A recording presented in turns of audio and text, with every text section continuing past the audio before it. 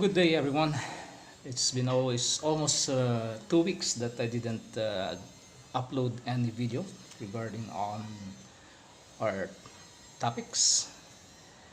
Well, for the past 2 weeks, I've been doing research on Google, reading articles about the wine and places, the origin of the grapes, watching YouTube channel, and learning a particular area or understand the area or the landscape of a region, and sensing what might be the possible climate on that particular part of the world, because it's been advantage if you know about the climates on the certain region. This will help a lot in learning about the wines and how the grapes grow. And also I've been comparing notes, because sometimes what's written on the articles on the Google is different from what you're watching in YouTube. So you have to source out again for another 2 or 3 videos or another articles, just to make sure that I will fully understand, or you will going to fully understand about the particular topic. Working on a ship for more than 17 years and travel the world.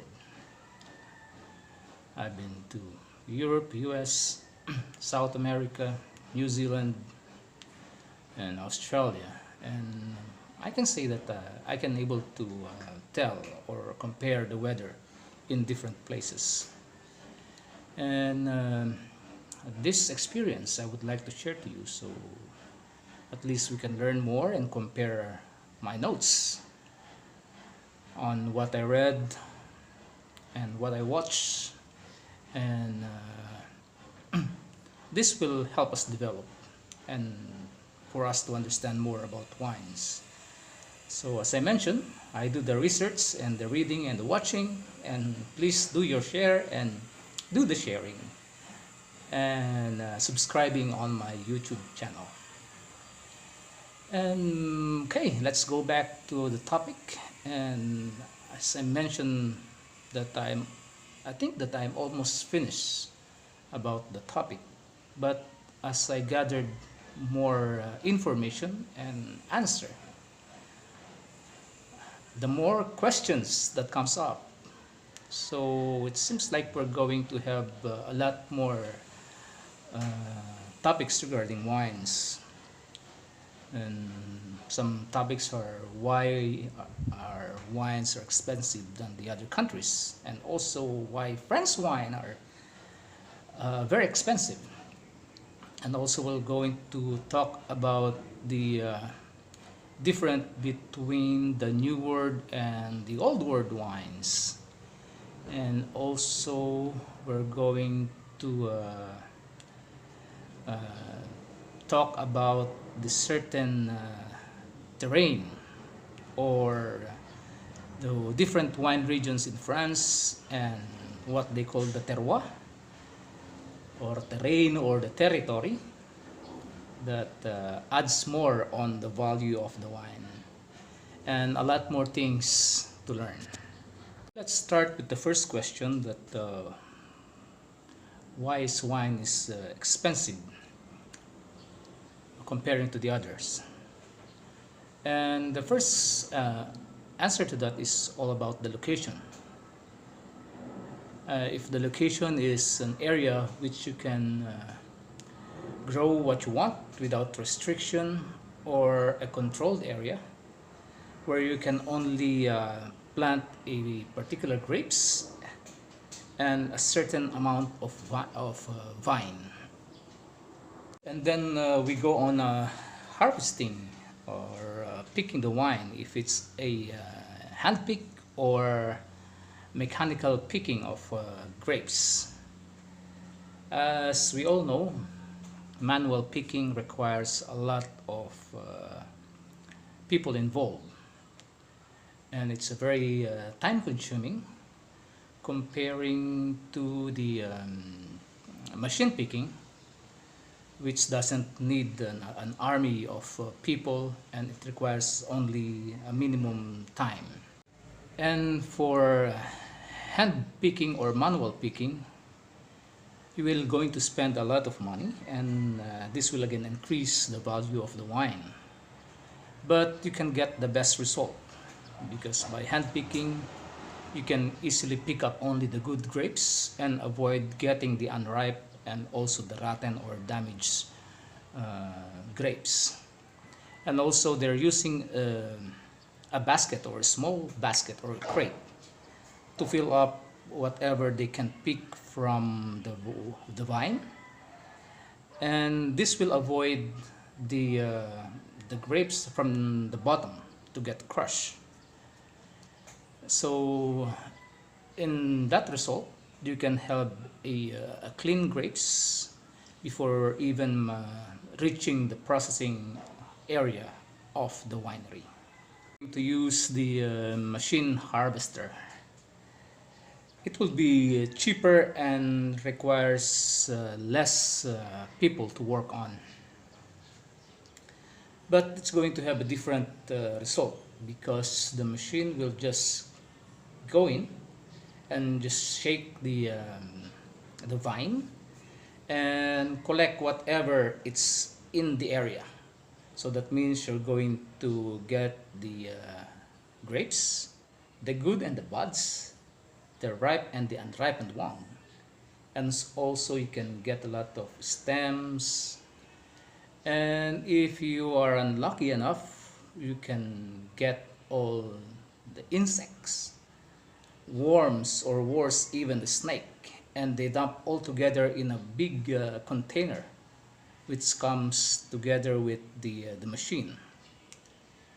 And this will all mix together, and imagine the more grapes that you load in a particular container, so the tendency it will get crushed, some of it will get crushed. So before it gets even to the processing area, the grapes or the juice has been already, some of it has been extracted and mixed already to the wine. So we go to the processing or the storing of the grape juice, or the fermentation process of it. Are they going to stock it on a barrel, on a wooden barrel actually, because the wooden barrel price is different. So you can buy a wooden barrel for $500 or even up to $2,000, depending on where it comes from and what oak it comes from. Or if they're going to use a stainless steel, or even the concrete tank. And I'm going to tell you about the different type of the container as we go on. The traditional way is storing the wine in an oak barrel. This helps the wine to improve its flavor and provides more complexity on textures like vanilla flavors, notes of tea and tobacco, and many more. It also provides tanning that is essential to the astringency of the wine. American oak barrel offers different flavor than the French oak. Then we have also this egg-shaped concrete vats. As we all know that concrete has a semi-porous substance for micro-oxygenation.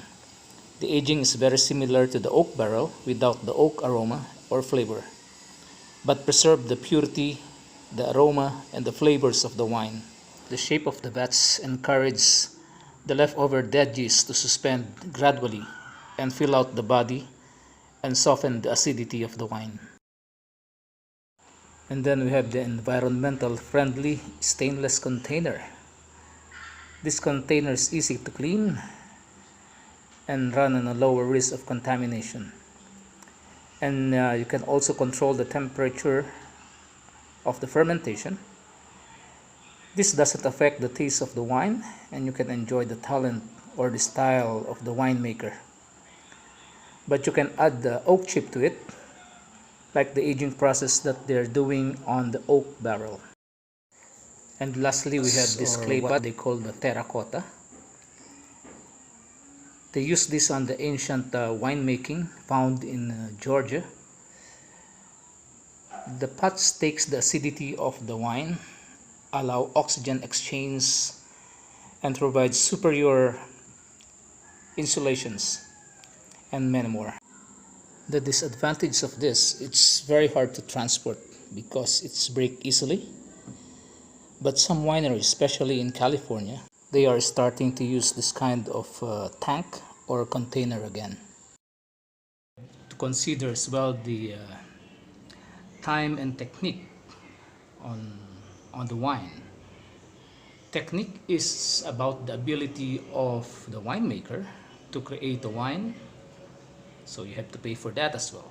And also the time, which is they're going to store the wine in a particular batch. So the more year that they're going to store, the more expensive it can be. And also they have to do as well the wine tasting and the grading of the wine. So they're going to ask a sommelier for the grading of the wine, so that costs another money. And the last thing is about the history as well of a certain wine maker, or a history of the chateau, and the reputation of it. This will add all for the prices of the wine. Remember, this is only the system for the New World wines, and not included the Old World, which is the European area, especially France, which they have a lot of regulations, classifications within the classifications, and a lot more, which we are going to take on the next topic. Thank you for watching, and I hope you subscribe and share the topic that I had today. Thank you once again.